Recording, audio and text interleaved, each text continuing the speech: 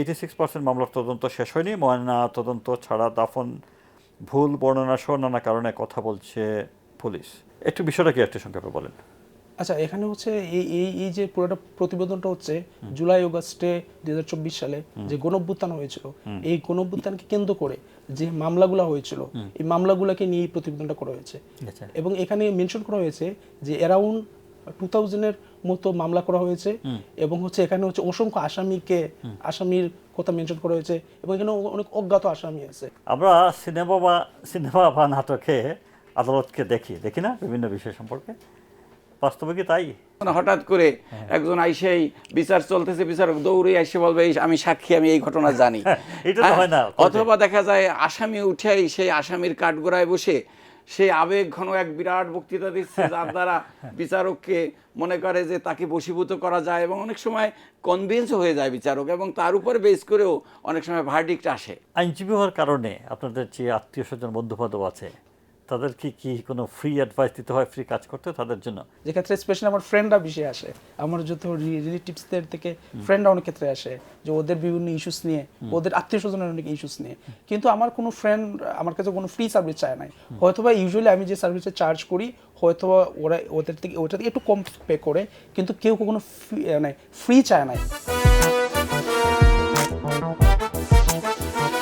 আসসালামু আলাইকুম প্রিয় দর্শক, আমি ব্যারিস্টার আনোয়ার হোসেন আমন্ত্রণ জানাচ্ছি বাংলা বিশ্বের আইন বিষয়ক নিয়মিত অনুষ্ঠান ব্যারিস্টার সিনে। এই অনুষ্ঠানে মূলত আমরা আইন এবং আদালত বিষয়ে কথা বলে থাকি।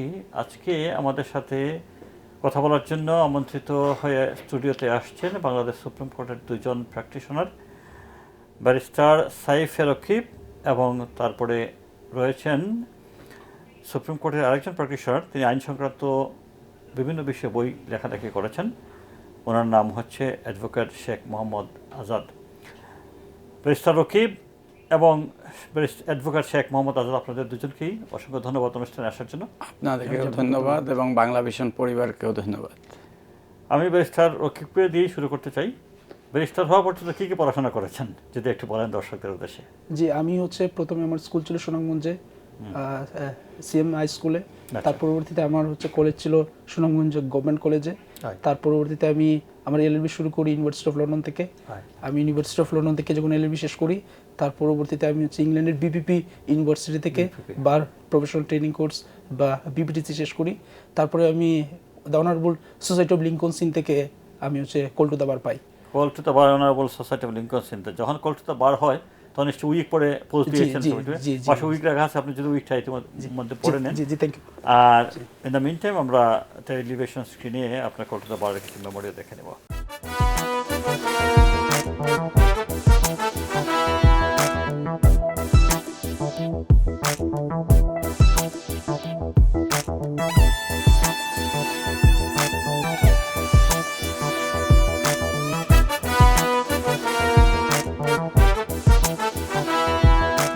তো আপনি কি ফার্স্ট জেনারেশন আইনজীবী, আপনার পরিবারে না আর কেউ আছেন? যে আমার পরিবারে আমি ফার্স্ট জেনারেশন আইনজীবী। ওকে, আপনার কাছে পড়ে আসবো আর অন্যান্য বিষয় নিয়ে কথা বলার জন্য। অ্যাডভোকেট শেখ মোহাম্মদ আজাদ, আপনার কাছে আসছি। আপনি অ্যাডভোকেট হলেন কি পড়াশোনা করে যদি একটু? আমি আসলে আমার লেখাপড়া শুরু আমার হোম ডিস্ট্রিক্ট পিরিজপুরে, গ্রাম্য অজপাড়াগাঁয়ে আমাদের বেড়ে ওঠা। আচ্ছা, সেখান থেকে প্রাথমিক শিক্ষা, তার মাধ্যমিক শিক্ষা শেষ করে পিরিজপুর সরোয়ার্দী কলেজে পড়া, এরপরে বরিশাল, তারপরে ঢাকা। এভাবে আমার এলএলবি পড়া বা এই লয় আসার পিছনে মূলত আমার বাবারই বেশিটা ইন্সপায়ার, কারণ আমাদের ফ্যামিলি থেকে অ্যাডভোকেট হওয়াটা এক রকমের অপরিহার্য হয়ে উঠছিল। কারণ কি আপনার ফ্যামিলি থেকে আইনজীবী কেউ ছিলেন? আমার পরিবারের মধ্যে নাই, কিন্তু আমার মামাতো বোন এরা অ্যাডভোকেট আছেন। আচ্ছা, আমাদের প্রচুর মামলা মোকদ্দমা ছিল জায়গা জমি নিয়ে। আমাদের জায়গা জমিগুলো মানুষের দ্বারা আক্রান্ত হয়ে অনেক সময় সিভিল এবং ক্রিমিনাল করে প্রায় কোর্টে যেতে হতো। আব্বা চেয়েছিল যে তার সন্তানদের মধ্য থেকে যেন একজন অ্যাডভোকেট হয়। কি কি বিষয়ে আপনি আসলে বই লেখাপড়া, আপনি তো বই বের করছেন? আমার লেখা বইটা প্রথমে একটা বের হয় 2001 সালে। ওটা হলো যারা বার কাউন্সিলে এনরোলমেন্ট পরীক্ষা দেয় অ্যাডভোকেট হিসেবে। তখন আমি যখন পরীক্ষা দিই তখন দেখলাম যে আসলে মার্কেটে গাইডলাইন নেওয়ার মতো কোনো বই নেই। আমি গাজী শামসুর রহমান সাহেবের 7টা বই আমি কালেক্ট করলাম এবং বার কাউন্সিল থেকে একটা বার কাউন্সিল যে ম্যানুয়াল আছে এটা সংগ্রহ করে আমি নিজে নোট করলাম। সেই নোট করে আমি যে পরীক্ষাটা দিলাম এবং পরীক্ষাটায় আমি এতটাই স্যাটিসফাই যে আমার বার কাউন্সিল যদি 10 জন লোককেও সনদ দেয় ইনশাল্লাহ আমি কোয়ালিফাই করব।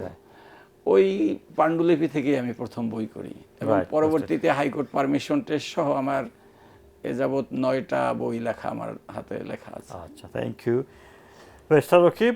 আপনি এমন কি কোনো মামলা নিয়েছেন কখনো যেটা আপনার কাছে খুব কঠিন লেগেছে? আমার কাছে আমি রিসেন্টলি একটা মামলা করতেছি, সেটা হচ্ছে ক্রিমিনাল আপিলে।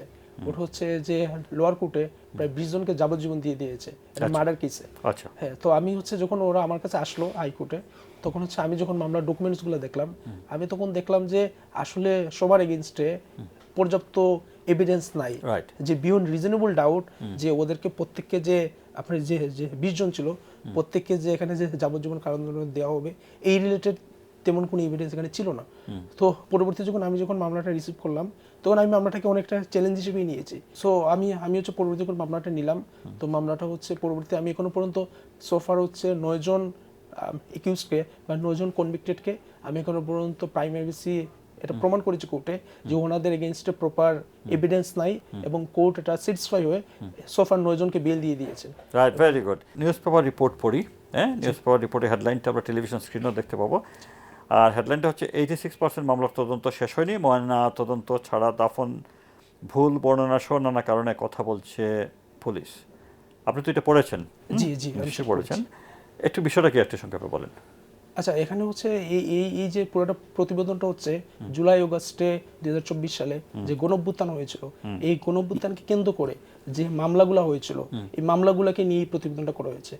এবং এখানে মেনশন করা হয়েছে যে অ্যারাউন্ড 2000-এর মতো মামলা করা হয়েছে এবং হচ্ছে এখানে হচ্ছে অসংখ্য আসামির কথা মেনশন করা হয়েছে এবং এখানে অনেক অজ্ঞাত আসামি আছে। ঢালাও মামলা হয়েছে, ঢালাও ভাবে অনেক ঢালাও আসামি হয়েছে। হ্যাঁ জি, অনেক ক্ষেত্রে মামলা হয়েছে এবং এখানে হচ্ছে মানে এখানে সবথেকে দুঃখের ব্যাপার হচ্ছে এখনো পর্যন্ত 2 বছর হয়ে গেছে অলমোস্ট, কিন্তু মাত্র এখনো পর্যন্ত 13% ইনভেস্টিগেশন শেষ হয়েছে আর অলমোস্ট 86% ইনভেস্টিগেশন এখনো সম্পূর্ণ হয় নাই। এমনকি ফরেনজিক এভিডেন্সও তখন নেওয়া হয়নি, এভিডেন্সগুলো তখন নেওয়া হয় নাই এবং অনেক ক্ষেত্রে পোস্টমর্টম ছাড়াও অনেকগুলো ডেড বডিকে আপনার হচ্ছে দাফন করা হয়েছে। এখন কি সম্ভব এগুলো ইয়ে করা? হ্যাঁ, অবশ্যই এখন সম্ভব। এখন হয়তোবা সবকিছু সম্ভব না। যদি আমরা যদি ফরেনসিকের কথা যদি বলি তাহলে হয়তোবা ফরেনসিকের সবকিছু, কারণ ফরেনসিক আমরা জানি অনেক এভিডেন্স কিন্তু সাথে সাথে নষ্ট হয়ে যায়। যেমন আমি যদি বলি যে ফ্রেশ ব্লাড সেল যেগুলো বা স্ট্রেন যেগুলো বা অনেক ক্ষেত্রে আছে যে আপনার এই যে টিস্যু স্যাম্পল যেগুলো, এগুলো কিন্তু অনেক ক্ষেত্রে কিন্তু ধ্বংস হয়ে যায়, কিন্তু স্টিল কিন্তু আমরা কিন্তু সিসিটিভি ফুটেজ এগুলো কিন্তু আমরা রিকভার করতে পারি। ঠিক আছে, আমরা অনেক ক্ষেত্রে কিন্তু দেখা যায় যে মোবাইল ফোন ডাটা এগুলো কিন্তু আমরা কিন্তু রিকভার করতে পারি, বা অনেক ক্ষেত্রে দেখা যায় যে এখানে অনেক সোশ্যাল মিডিয়া ভিডিওসগুলো এগুলো কিন্তু আমরা চাইলে রিকভার করতে পারি। এবং হচ্ছে অনেক ক্ষেত্রে আরো বিভিন্ন ডিজিটাল যে ভিডিওসগুলো আছে বা ডিজিটাল মেটা ডেটা, এই সমস্ত জিনিসগুলো কিন্তু আমরা কিন্তু রিকভার করতে পারি অনেকাংশেই। রাইট, ওকে। তো এই সংক্রান্ত একটা প্রশ্ন দর্শকদের কাছ থেকে আছে আপনার কাছে, ঢালাও মামলা সংক্রান্ত বিশেষ করে। প্রিয় দর্শক, আপনারা যে কেউই আমাদের কাছে প্রশ্ন পাঠাতে পারেন। প্রশ্ন পাঠানোর ঠিকানা হচ্ছে barristers.in25@gmail.com। আমি আবার পড়ছি, barristers.in25@gmail.com। এই ঠিকানায় প্রশ্ন পাঠালে আমরা প্রশ্নগুলো সিলেক্ট করি এবং যিনি কোয়ালিফাইড আইনজীবী থাকেন তার উদ্দেশ্যে আমরা প্রশ্নগুলো করে থাকি। আজকে আপনার কাছে প্রশ্ন আসছে লাখাই হবিগঞ্জ থেকে। আমি প্রশ্নটা একটু পড়ি, যদি উত্তর দেন। আমি লাখাই থাকি না, ঢাকায় ছোটোখাটো একটা ব্যবসা করি, একদম ছোট ব্যবসা, কোনোরকম সংসার চলে। আমার নামে লাখাই থানায় জুলাই আন্দোলনের খুনের মামলা আছে। প্রধান আসামি শেখ হাসিনা, সাবেক স্বরাষ্ট্রমন্ত্রী ইত্যাদি ইত্যাদি অনেকেই। এখন এই ব্যবসা দিয়ে আমার সংসার চলছে না, আমি বিদেশ চলে যেতে চাচ্ছি কিন্তু পুলিশ ক্লিয়ারেন্স লাগে। এখন পুলিশ ক্লিয়ারেন্স পাচ্ছি না কারণ আমার নামে মামলা আছে। আপনি বুঝতে পারছেন মামলাটি একদম ভুয়া। একটা উপদেশ দেন, কি করব? আচ্ছা, ওই সমস্ত ক্ষেত্রে এখন হচ্ছে ঢালাও মামলা তো অনেকের নামেই হয়েছে, হ্যাঁ, কিন্তু নর্মালি হচ্ছে প্রসেসটা কি, যখন কোনো একটা আমাদের সিআরপিসির 1898-এর আপনার হচ্ছে সেকশন 154-এ বলেছে যে যদি কোনো কগনিজেবল অফেন্স রিলেটেড যদি কোনো ইস্যু যদি পুলিশ স্টেশনে যায় তাহলে পুলিশ এই ব্যাপারটাকে হচ্ছে লিপিবদ্ধ করে। তো লিপিবদ্ধ করার পরে যদি দেখা যায় যে হচ্ছে আপনার কোনো অজ্ঞাত আসামি থাকে বা হচ্ছে এমন কোনো আসামি আছে যে আসলে হয়তো বা এই অফেন্সের ইনভলভ না, তখন হচ্ছে সিআরপিসির 156 অনুযায়ী পুলিশ ইনভেস্টিগেশন করে। ঠিক আছে, পুলিশ যখন হচ্ছে ইনভেস্টিগেশন করে তখন হচ্ছে যে দেখা যায় যে আসলেই মানে কে বা হচ্ছে কারা এই মামলার সাথে ইনভলভ এটা বেরিয়ে আসবে। যেমন আমি যদি একটা স্ট্যাটিস্টিক্স দেই, যেমন হচ্ছে আমাদের এই যে জুলাইয়ের যে মামলাগুলো হলো, ঠিক আছে, ওইখানে হচ্ছে এখনো পর্যন্ত ওই যে আমরা যে রিপোর্টটার ব্যাপারে বলতেছি প্রথম আলোর, সেখানে হচ্ছে মেনশন করা হয়েছে as of 30 June of this year এখনো পর্যন্ত 119 কেসে পুলিশ হচ্ছে চার্জশিট দিয়েছে এবং 55 কেসে পুলিশ হচ্ছে ফাইনাল রিপোর্ট দিয়েছে। এবং এই ফাইনাল রিপোর্টের মানে কি, এটার অর্থ হচ্ছে যে পুলিশ ওই সমস্ত কেসের কোনো বেসিস পায় নাই বা হচ্ছে একিউজডের এগেইনস্টে কোনো ধরনের ওইরকম এভিডেন্স পায় নাই। তো ওনার যদি এরকম যদি কিছু থাকে, উনি আসলেই যদি এটার সাথে জড়িত না থাকেন, তাহলে আই হোপ যে ইনশাআল্লাহ ওনার ক্ষেত্রে হচ্ছে একটা পুলিশ ফাইনাল রিপোর্ট দিবে যদি উনি আসলেই জড়িত না থেকে থাকেন। Thank you. আমরা সিনেমা বা নাটকে আদালতকে দেখি না বিভিন্ন বিষয় সম্পর্কে, বাস্তবে কি তাই? না, নাটক সিনেমার বিষয়টা হলো এক ধরনের রোমাঞ্চকর এবং এখানে অনেকটা বিনোদন ধর্মী। আদালত তারা পরিচালক যখন মনে করে যে দর্শক শ্রোতাদের বিনোদন দিতে হবে, দর্শক শ্রোতাদের চাহিদাটা কি, সে অনুসারে তারা একটা জাজমেন্ট দেওয়ার জন্য, এবং দেখা যায় আমরা নাটক সিনেমায় দেখি মূল যে আসামি থাকে তাকে কেন্দ্র করে এই বিচারটা।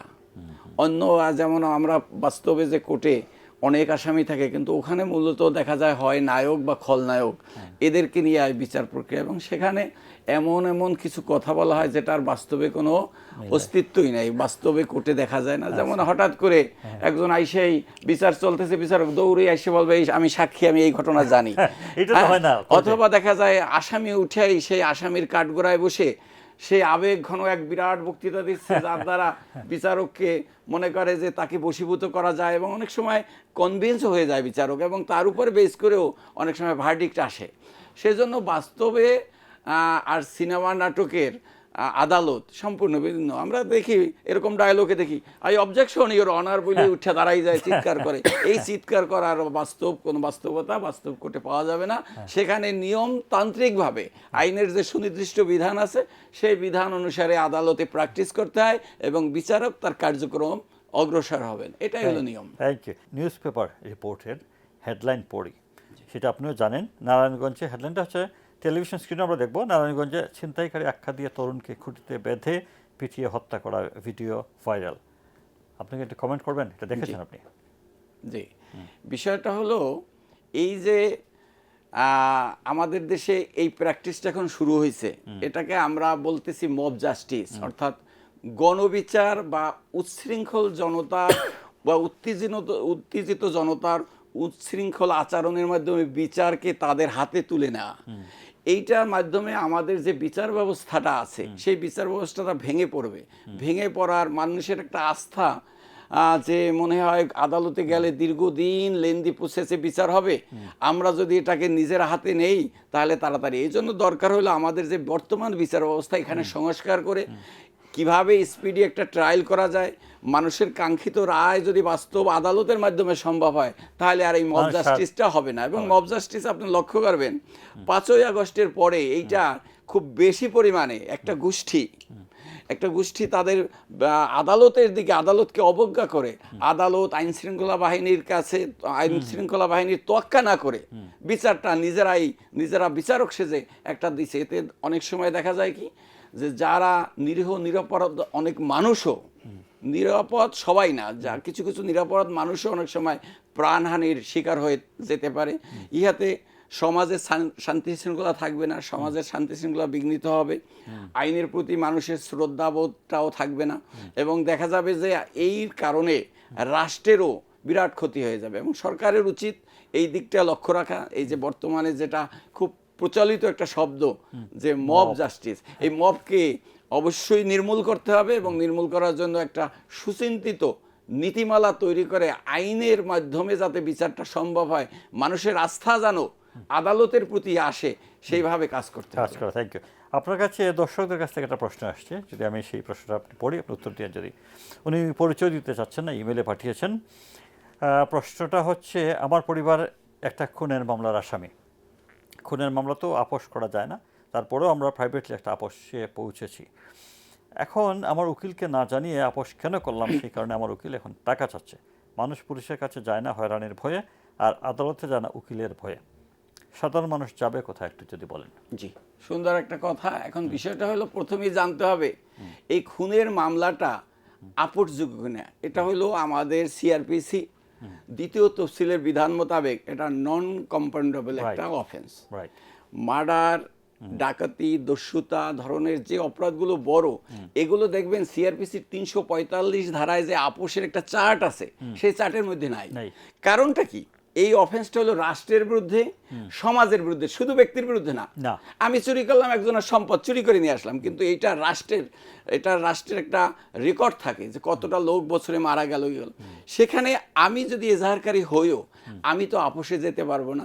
এখন আপোষে গেছে, এটা তো অন্যায়। এরপরে আরেকটা অন্যায় হয়েছে যে এই আপোষের কথা শুনে অ্যাডভোকেট সাহেব টাকা দাবি করছে। আমাদের বাংলাদেশ বার কাউন্সিলে, the legal practitioner bar council অর্ডারের canons of professional conduct and etiquette একটা চ্যাপ্টার আছে প্রফেশনাল মিসকন্ডাক্ট নিয়ে।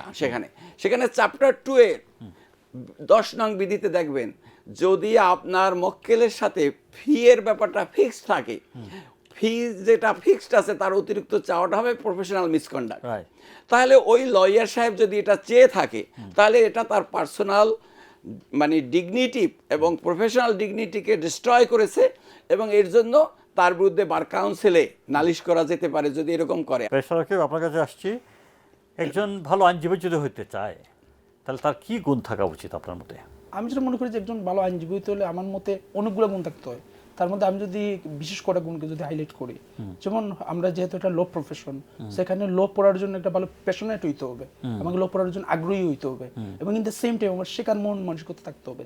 কারণ এখানে আমাদের মৃত্যুর আগের দিন পর্যন্ত কিন্তু আমাদেরকে শিখতে হবে। কারণ আমাদের কাছে এখনো আমি এমন অনেক মামলা পাই যেগুলোতে যে আমার কাছে মনে হয় এই ল আমি আগে কোনোদিন দেখিই নাই বা শিখি নাই। সো আমাদেরকে প্রত্যেক দিন কিন্তু নতুন নতুন ল শিখতে হয়। সো শেখার মন মানসিকতা থাকতে হবে। এবং আমি সেকেন্ডলি যেটা বলবো সেটা হচ্ছে একজন আইনজীবীকে অবশ্যই অনেস্ট হইতে হবে, এবং তাকে তার প্রফেশনাল এথিক্সটা ভালো করে মেনটেন করতে হবে। Right, thank you. Advocate Azad, আপনার কাছে আদালতের সবচেয়ে কঠিন মুহূর্ত কোনটা আপনারা ফেস করেন? আদালতে আসলে কঠিন মুহূর্ত নয়। আমার লার্নেড ইয়ং ফ্রেন্ড যে কথাটা বলছে, সূত্র ধরে আমি বলি যে লয়ারকে হতে হবে ডিলিজেন্ট, লয়ারকে হতে হবে আপনার সবসময় আইন, আদালত এবং ক্লায়েন্ট এর প্রত্যেকটার ক্ষেত্রে ডেডিকেটেড হতে হবে। অর্থাৎ সে যদি স্টাডির মধ্যে থাকে ক্লায়েন্টের মামলাটা, পাশাপাশি যদি ল নিয়ে রিসার্চে থাকে, তাহলে সে ভালো করবে। আর আদালতে আমরা যেটা বিব্রত বোধ করি বা কঠিন যে মুহূর্ত আপনি বলতেছেন, সেটা হলো অনেক সময় বিচারকের এবং ক্লায়েন্টের কারণে অনেক সময় একটা কঠিন মুহূর্ত যায়। যেমন ধরেন এই পেশাটায় আসায় যে পেশাগত একটা চাপ আছে, এই পেশাগত চাপটা আবার কনভার্ট হয়ে যায় মানসিক চাপে। মানসিক চাপে তখনই যে আমার ক্লায়েন্টে তো রিলিফটা দিতে হবে, এটা আসলেই আমার ক্লায়েন্ট সাফার করতেছে, কিন্তু আদালতকে আমি কনভিন্স করতে পারি না, কারণ আদালত সেভাবে বুঝতে চাচ্ছে না, সে তার একটা মাইন্ড সেট আপ করে রাখছে উল্টোটা। তখন কিন্তু কষ্ট লাগে, এবং দেখা যায় অনেক ক্ষেত্রে বিচারক অপ্রত্যাশিতভাবে এমন কিছু আচরণ করে যে আচরণটা বা যে মেজাজের শিকার হয়ে অনেক সময় আইনজীবীকে আদালত অঙ্গনে অনেকটা ফ্রাস্ট্রেটেড হতে হয়, যে আসলে এইটাই কঠিন মুহূর্ত। এছাড়া একজন ভালো লয়ার কঠিন মুহূর্ত থাকার কথা। আপনার কাছে একটা প্রশ্ন করি, যে প্রশ্ন আমি অ্যাডভোকেট শেখ মোহাম্মদ আজাদ মুনাকে করব, দেখি দুজনের মিল বা অমিল খুঁজে পাই কিনা। আইনজীবী হওয়ার কারণে আপনাদের যে আত্মীয় স্বজন বন্ধু বান্ধব আছে, তাদেরকে কি কোনো ফ্রি অ্যাডভাইস দিতে হয় ফ্রি কাজ করতে তাদের জন্য? যদি দিতে হয়, how do you face it? আচ্ছা, আমি যদি হচ্ছে আমার ব্যক্তিগত মানে সার্কামস্টেন্স থেকে যদি বলি, তাহলে আমি এরকম অনেক সিনারিও ফেস করেছি যেক্ষেত্রে স্পেশালি আমার ফ্রেন্ডরা বেশি আসে, আমার যত রিলেটিভসদের থেকে ফ্রেন্ডরা অনেক ক্ষেত্রে আসে, যে ওদের বিভিন্ন ইস্যুস নিয়ে, ওদের আত্মীয় স্বজনের অনেক ইস্যুস নিয়ে। কিন্তু আমার কোনো ফ্রেন্ড আমার কাছে কোনো ফ্রি সার্ভিস চায় নাই। হয়তোবা ইউজুয়ালি আমি যে সার্ভিসে চার্জ করি, হয়তোবা ওদের থেকে ওটা থেকে একটু কম পে করে, কিন্তু কেউ কোনো মানে ফ্রি চায় নাই। এবং হচ্ছে আমার ক্ষেত্রে দেখা যায় যে অনেক ক্ষেত্রে দেখা যায় কিছু আনপ্রিভিলেজ পিপুল থাকে, মানে যারা দেখা যায় যে কোর্টে দেখা যায় ওদের কোর্টের ফিসটা হচ্ছে বিয়ার করতে পারে না। সো ওই সমস্ত ক্ষেত্রে আমি একটা নমিনাল যে ফাইলিং ফিসটা, এটা আমি নিয়ে আমি মামলার হিয়ারিং বা ট্রায়াল আমি ফ্রি তো করে দিই। এরকম আমি অনেকগুলো মামলা করেছি, এটা ফ্রেন্ডের ক্ষেত্রেও করেছি এবং কিছু আনপ্রিভিলেজ পিপুলের ক্ষেত্রে আমি এটা করেছি। এবং আমার আত্মীয় স্বজনের ক্ষেত্রে ওইভাবে কেউ আমার কাছে ফ্রি চায় নাই, কিন্তু আত্মীয় স্বজনের অনেক মামলা করেছি, কিন্তু আমার ইউজুয়াল যে চার্জ এটার থেকে হয়তো বা ওনারা একটু কম Right. পে করেছে। Thank you advocate Sheikh Mohammad Azad, same question. বুঝছি, বিষয়টা হলো আসলে লয়ের কাছে ক্লায়েন্ট হ্যাঁ আত্মীয়র বিষয়টা ব্যাপার না। এই জন্যই আমাদের এই প্রফেশনে আমাদেরকে ওই যে বলছিলাম আমার লার্নেড ফ্রেন্ড যে হার্ড ওয়ার্ক করতে হয়। কাজেই আমাদের canons of professional conduct and এটিকেটের চ্যাপ্টার 2 এর 10 নং বিধিতে, এটাও 10 নং বিধিতে বলা আছে আমরা শুধু ফ্রি সার্ভিস দেব আমাদের যে লার্নেড ফ্রেন্ড মারা গেছে, এক্সপায়ার করছে, তার তার বিধবা যে বিধবা স্ত্রী বা এবং সন্তান, বা সন্তান। এবং অনাথ যে সন্তান, শুধুমাত্র এদের ক্ষেত্রে ফ্রি সার্ভিস দেওয়ার কথা বলছে। এছাড়া স্পষ্টভাবেই বলছে তুমি কারো দ্বারা নিযুক্ত হয়ে না হয়ে সার্ভিস দিতে যাবা না, অ্যাডভাইস দিতে যাবা না, এবং এর জন্য একটা নির্দিষ্ট ফি থাকতে হবে, ফি। কাজেই আমি মনে করি আমার কাছে সে আত্মীয় আসুক, ফ্রেন্ড আসুক বা অন্য ব্যক্তি আসুক, সেটা একটা রিজনেবল একটা ফি থাকবে। আর যদি রিজনেবল ফি না থাকে, এটা অনেস্টলি স্পিকিং যে লয়ার আন্তরিকভাবে কাজ করবে না, এটাই বাস্তবতা। কারণ আন্তরিকতাভাবে কাজ করবে না এই জন্য, যখন দেখবে একটা ক্লায়েন্ট আসবে, সে একটা ভালো হ্যান্ডসাম অ্যামাউন্ট দিচ্ছে আমাকে, পাশাপাশি আরেকজন আসছে, সে মাত্র খুব একটা পুর অ্যামাউন্ট নিয়ে আসতেছে, ওই লয়ারের এটাই থাকে যে আমার ওনার কাজটা করে দিলে উনি স্যাটিসফাইড হলে আমার আরও বেশিই হবে। এই জন্য আমি মনে করি যে আসলে আমাদের এই প্রফেশনে ওই রকম কোনো ওইটার সুযোগ নাই, এবং আইনেও আমাদের বলা নাই যে তোমার ফ্রেন্ড আত্মীয়। হ্যাঁ, তারপর হলো কি, আমি সামাজিক একজন ব্যক্তি হিসাবে সমাজে সবার সাথে চলতে গেলে ফ্রেন্ডশিপ আসলে বা আত্মীয় স্বজন আসলে কিছুটা কনসিডার করা হয়। কিন্তু আর যদি সেটাও অনেক সময় যদি আমার ক্লায়েন্ট হিসাবে এসে সে যদি এরকম প্রত্যাশা না করে, তাহলে আগাইয়া করার মনে হয় নাই। কারণ আমি অনেক খুব নাম করা লয়ারের কথা শুনছি, আমারই এক রিলেটিভ, তার আত্মীয় ছিল একজন বাংলাদেশের স্বনামধন্য অ্যাডভোকেট মাহবুদ্দিন সাহেব, তিনি ফুফাতো ভাই, আর ফুফাতো ভাইয়ের কাছে আসছে মামাতো ভাই, বলছে অনেক কথা বলার পরে বলে উনি নাকি বলছেন, জানি না, আল্লাহ মাফ করো, উনি তো দুনিয়ায় নাই, যে ফি দাও, কিছু হলে দাও, নাহলে তো তোমার আমি ফ্রি সার্ভিস দেবো না, আমার এই প্রফেশনে ফ্রি সার্ভিস দেওয়ার কোনো সুযোগ নেই। তখন যে দিছে, যে টাকা দিছে তার থেকে অনেক বেশি ওই মামাতো ভাইয়ের জন্য সে খরচ করছে, কিন্তু বাট তাকে ফি দিতে হবে। তাই এই জন্য আমি মনে করি লয়ারের যে একটা ফি থাকা উচিত। ফ্রি সার্ভিস দিলে দেখবেন ক্লায়েন্টের পরামর্শ নেওয়ার জন্য লোকের অভাব হবে না, যে ওখানে গেলে তো ফ্রি সার্ভিস পাওয়া যায়। আর আমাদের যখন বার কাউন্সিলে একটা ট্রেনিং হতো, এখানে এটার নামও ছিল বিবিসি, বার ভোকেশনাল কোর্স, বার কাউন্সিলে, আপনি হয়তো জানবেন 2004 পর্যন্ত মনে হয় ছিল, এটা নাই। সেখানে আমাদের জাস্টিস সাহেবরা এবং সিনিয়র অ্যাডভোকেটরা বলছে অবশ্যই তোমরা নতুন হলেও তোমরা একটা ফি নির্ধারণ করে দেবা, আর নাহলে ওই ক্লায়েন্ট তোমার দরবারে আসবে ফ্রি নিতে, আর এক বন্ধুর দরবারে ও খালি ঘুরতেই থাকবে। আর যদি টাকা হয় তাহলে মনে করবে যে ওখানে গেলেই তোমার টাকা দিতে হবে, কাজেই শুধু শুধু ওখানে যাওয়ার দরকার নেই। এই জন্য অবশ্যই লয়ার হিসেবে ফি নেওয়া উচিত। Right, thank you. আজকে আর সময় নেই আসলে, নাহলে আরও কথা বলতাম। ব্যারিস্টার রকিব, অ্যাডভোকেট শেখ মোহাম্মদ আজাদ, আপনাদের দুজনকেই অসংখ্য ধন্যবাদ অনুষ্ঠানে আসার জন্য। প্রিয় দর্শক, এই ছিল আমাদের আজকের আয়োজন। আগামী অনুষ্ঠানে নতুন কোনো অতিথি নিয়ে আপনাদের সামনে হাজির হব। সেই পর্যন্ত ভালো থাকবেন। আল্লাহ হাফেজ।